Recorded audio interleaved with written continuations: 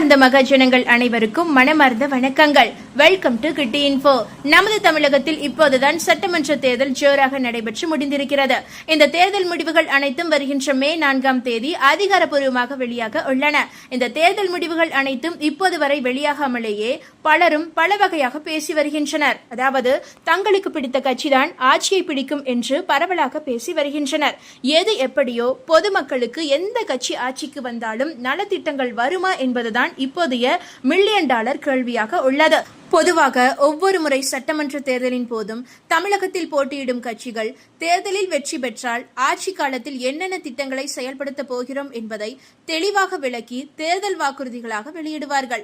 இந்த தேர்தல் அறிக்கைகள் வாக்காளர்களின் ஆதரவை பெறுவதற்கும் கட்சியின் தொலைநோக்கு பார்வை, கொள்கை மற்றும் முக்கிய வாக்குறுதிகளை எடுத்துரைப்பதற்கும் பயன்படுத்தப்படுகின்றன. இந்த தேர்தல் அறிக்கைகள் வாக்காளர்கள் தங்கள் ஓட்டை யாருக்கு போடலாம் என்பதை முடிவு செய்வதற்கான முக்கிய ஆவணமாகவும் மிக முக்கிய தேர்தல் பிரச்சாரத்தின் மிக முக்கிய பகுதியாகவும் பார்க்கப்படுகிறது. அதாவது இந்த முறை எப்படியாவது ஆட்சியை கைப்பற்றிவிட வேண்டும் என்ற துடிப்பில் தமிழகத்தில் உள்ள அனைத்து கட்சிகளும் தீவிர வாக்கு சேகரிப்பில் மும்பாரம் காட்டி வந்தனர். குறிப்பாக முன்பை விட இந்த முறை தமிழகத்தில் 4 முனை போட்டி ஏற்படுவதால் வாக்காளர்களின் கவனத்தை ஈர்ப்பதற்காக ஒவ்வொரு கட்சியும் முக்கிய வாக்குறுதிகளை வெளியிட்டு இருந்தனர். அதாவது அவற்றில் பெண்களை மட்டும் மையமாக கொண்ட வாக்குறுதிகள் என்னென்ன என்பதையும் அதற்கான காரணம் என்ன என்பதையும் விரிவாக இப்போது பார்க்கலாம். அதாவது திமுக தேர்தல் வாக்குறுதிகள் 2026. அதாவது இந்த திமுக தேர்தல் வாக்குறுதியாக பெண்களுக்கு என்னென்ன நலத்திட்டங்களை அறிவித்து உள்ளது என்பதை இப்போது பார்க்கலாம். ஒருவேளை திமுக ஆட்சியை பிடித்தால் பெண்களுக்கு இம்மாதிரியான நலத்திட்டங்கள் அனைத்தும் நிறைவேற்றப்படும் என்று கூறப்பட்டு அறிக்கைகள் வெளியிடப்பட்டு உள்ளன. அதாவது கலைஞர் மகளிர் உரிமை தொகை ரூபாய் 1000 2000 ரூபாய் உயர்த்தப்படும் என்றும், புதுமை பெண் திட்டத்தில் மாணவிகளுக்கு உதவித்தொகை ரூபாய் 1500 உயர்த்தப்படும் என்றும், சுய உதவிக்குழு உறுப்பினராக இருக்கும் பெண்களுக்கு தொழில் முனைவோராக முன்னேற பிணையம் எதுவுமே இல்லாமல் ரூபாய் 5 லட்சம் மானியத்துடன் வங்கி கடன் வழங்கப்படும் என்றும், வருமான வரி செலுத்தாத குடும்பங்களைச் சேர்ந்த இல்லத்தரசிகளுக்கு TV, fridge, grinder, washing machine, mixie, microwave oven, மின் அடுப்புகள் போன்ற வீட்டு உபயோக பொருட்களை வாங்குவதற்கும் அல்லது ஏற்கனவே பயன்படுத்தி வரும் பொருட்களை மாற்றவும் ரூபாய் 8000 மதிப்பிலான கூப்பன்கள் வழங்கப்படும் என்றும் அறிவித்து உள்ளது. அதேபோல எதிர்க்கட்சியான அதிமுக தரப்பில் இருந்து இந்த தேர்தல் வாக்குறுதிகள் என்னென்ன கொடுக்கப்பட்டு உள்ளது என்பதையும் பார்க்கலாம்.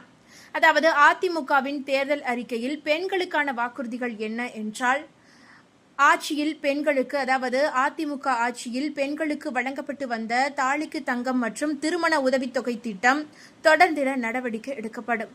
திருமணம் உதவி திட்டத்தின் கீழ் விலையில்லா பட்டு வேட்டி, சட்டை மற்றும் பட்டு சேலைகள் வழங்கப்படும். கடந்த 2018ஆம் ஆண்டு அதிமுக ஆட்சியில் அறிமுகப்படுத்தப்பட்ட அம்மா இருசக்கர வாகன திட்டம், அதாவது வாகன திட்டம் மூலம் வேலைக்கு செல்லும் மகளிர் இருசக்கர வாகனம் வாங்க ரூபாய் 25,000 மானியம் கொடுக்கப்படும். மகளிர் தனியாகவும் சுய உதவி குழுவாகவும் 1 லட்சம் சிறு குறு நிறுவனங்கள் தொடங்க ரூபாய் 10,000 வரை மானிய தொகை வழங்கப்படும். பெண்களுக்கு ஏற்கனவே உள்ள கட்டணமில்லா பேருந்து பயண திட்டம் நீட்டிக்கப்படும். குலவிளக்கு திட்டத்தின் மூலம் அனைத்து குடும்ப தலைவிகளுக்கும், அதாவது ரேஷன் கார்டு வைத்திருக்கும் அனைத்து குடும்ப தலைவிகளுக்கும் ஒவ்வொரு மாதமும் ரூபாய் 2,000 வழங்கப்படும். சிறுபான்மை வகுப்பைச் சேர்ந்த பெண்கள் சுய தொழில் தொடங்க வட்டி இல்லாமல் கடன் வழங்கப்படும்.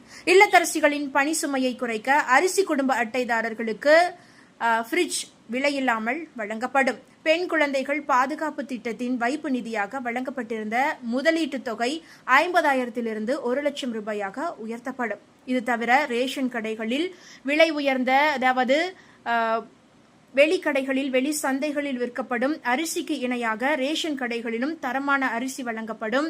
அதேபோல விலையே இல்லாமல் எண்ணெய், பருப்பு வழங்கப்படும் என்றும் எடப்பாடி அவர்கள் அறிவித்து இருந்தார். தமிழக அரசியலில் புதிதாக கால்பதித்துள்ள தாவேகா தலைவர் விஜய் அவர்களுடைய பெண்களுக்கான வாக்குறுதிகள் என்ன என்பதையும் பார்க்கலாம். அதாவது 60 வயது வரையிலான பெண்களுக்கு மதிப்புமிகு மகளிர் திட்டத்தின் கீழ் மாதந்தோறும் ரூபாய் 2,500 வழங்கப்படும். ஏழை குடும்ப பெண்களின் திருமணத்தின் போது அண்ணன் சீர்திட்டத்தின் கீழ் 8 கிராம் தங்கம் மற்றும் தரமான பட்டுப்புடவை வழங்கப்படும். அரசு போக்குவரத்தின் அனைத்து பேருந்துகளிலும் பெண்களுக்கு கட்டணமே இல்லாமல் பயணம் உண்டு. புதிதாக பிறக்கும் பெண் குழந்தைக்கு தங்க மோதிரம் பிளஸ் வரவேற்பு கிட் வழங்கப்படும். பெண்களுக்கு எதிரான குற்றங்களில் விரைவான நீதி வழங்க அஞ்சலை அம்மாள் அதிவிரைவு நீதிமன்றம் ஏற்படுத்தப்படும். ரேஷன் கடைகள், பள்ளிகள், கல்லூரிகள் மூலம் அனைத்து பெண்களுக்கும் விலையே இல்லாமல் நாப்கின்கள் வழங்கப்படும். பெண்கள், குழந்தைகள், முதியோர் பாதுகாப்புக்கு தனி இலக்கா உருவாக்கப்படும். 1ஆம் வகுப்பு முதல் 12ஆம் வகுப்பு வரை பயிலும் மாணவர்களின் தாய் அல்லது பாதுகாவலருக்கு ஆண்டுதோறும் ரூபாய் 15,000 பொருளாதார உதவித்தொகை வழங்கப்படும். பெண்கள், குழந்தைகள் பாதுகாப்புக்காக ராணி வேலுநாச்சியார் படை உருவாக்கப்படும். பொது போக்குவரத்து வாகனங்களில் பெண்களின் பாதுகாப்பிற்காக ஸ்மார்ட் பேனிக் பட்டன் பொருத்தப்படும். மகளிர் சுய உதவி குழுக்களுக்கு ரூபாய் 5 லட்சம் கடன் 100% மானியத்தில் வழங்கப்படும். அதேபோல நாம் தமிழர் கட்சி தேர்தல் வாக்குறுதிகளையும் பார்க்கலாம். நாம் தமிழர் கட்சியின் தேர்தல் அறிக்கையில் இடம்பெற்றுள்ள பெண்களுக்கான வாக்குறுதிகள் என்னவென்றால், தமிழக அரசின் அனைத்து துறைகளிலும் பெண்களுக்கு சரிபாதி வேலை வாய்ப்புகள் வழங்கப்படும். பெண்களுக்கு தனி தொகுதிகள் உருவாக்கப்படும். மகளிர் தன்னுதவி குழுக்கள் பெற்றிருக்கின்ற அனைத்து கடன்களும் தள்ளுபடி செய்யப்படும். அதேபோல பெண் காவலர்களுக்கு 6 மணி நேர வேலை என்று மாற்றி அமைக்கப்படும். பெண்களுக்கான வாக்குறுதிகள் அரசியல் யுக்தியா அவசியமா என்பதை நீங்கள் தான் முடிவு செய்ய வேண்டும். தேர்தல் அறிக்கையில் பெரும்பாலும் பெண்களை மையப்படுத்தி வாக்குறுதிகளை கொடுப்பதற்கு காரணம், இந்திய தேர்தல் ஆணையத்தின் அறிவிப்பின்படி தமிழ்நாடு முழுவதும் 234 சட்டமன்ற தொகுதிகள் இருப்பதாகவும், கிட்டத்தட்ட 75,000 வாக்குச்சாவடிகள் இருப்பதாகவும், மொத்தமாக 5,67,00,000 வாக்காளர்கள் இருப்பதாகவும் கூறப்படுகிறது. மேலும் இந்த வாக்காளர்களில் 2,89,00,000 பெண் வாக்காளர்களும் 2,77,00,000 ஆண் வாக்காளர்களும் உள்ளனர்.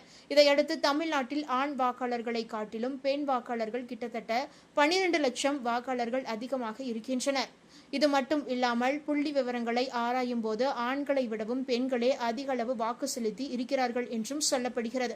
இதன் காரணமாகவே பெண்களுக்கு முக்கியத்துவம் அளிக்கும் வகையில் வாக்குறுதிகளும் இலவசங்களும் வாரி வாரி வழங்கப்படுவதாக கூறப்படுகிறது. இந்த தகவல் உங்களுக்கு பயனுள்ளதாக இருந்தால் மறக்காம இந்த வீடியோவை லைக் பண்ணி உங்களுடைய ஃப்ரெண்ட்ஸுக்கும் ஃபேமிலிக்கும் ஷேர் பண்ணி விட்டுருங்க.